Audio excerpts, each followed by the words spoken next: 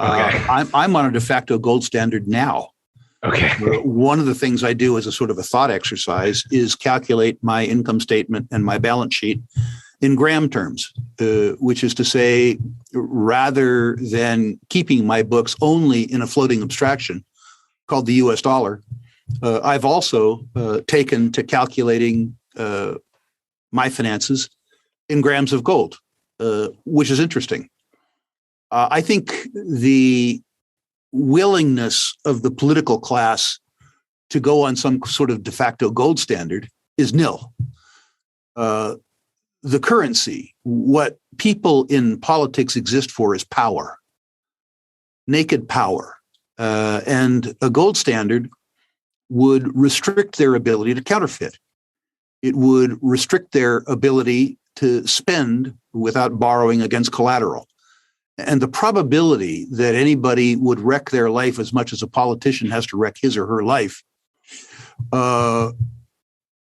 for any purpose other than obtaining power over other people, seeing their own agenda advanced, is nil. And the consequence of that is that the idea that any of them would subject themselves to the restraint that would be applied by a gold standard is nil. Now, you'll see false gold standards.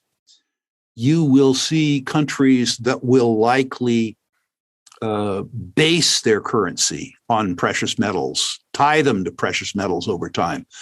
But tying it and backing it is a very different thing. Having your specie, having your currency redeemable for precious metals is something that I don't see any politician subjecting himself or herself to. And people say, unless they had a viable option, the only way that a politician would subject himself or herself or their country to a gold standard would be if they had no other alternative, which is to say they're broke. And if they're broke, how do they get the gold to back the currency? You follow what I'm saying? Yeah. Yeah, true. So I see a lot of talk about this, and I see a lot of commentators that said, if you took the stock of currency in the United States and you converted it to gold, then gold would be $22,000 an ounce. Well, that's an arithmetic exercise. Yeah. Can you imagine Biden or Trump or Kamala Harris or pick your favorite thug constraining their ability to do quantitative easing and deficit financing by tying themselves to gold? I don't. So you differ then with your friend Jim Rickards. You don't see eye to eye on his view of how gold will play a role in the future monetary system?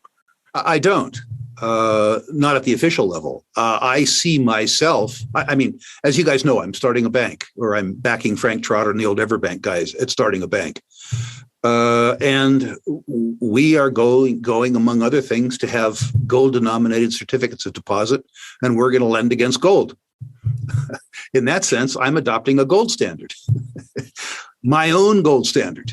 If somebody owns $1 million worth of gold and they want to utilizing fractional banking also, Rick, at the same time? Yeah, absolutely. Assuming that, somebody owns $1 million worth of gold as an example, and they want to buy a summer cottage, we'll loan them $500,000 against their gold. In effect, a private gold standard.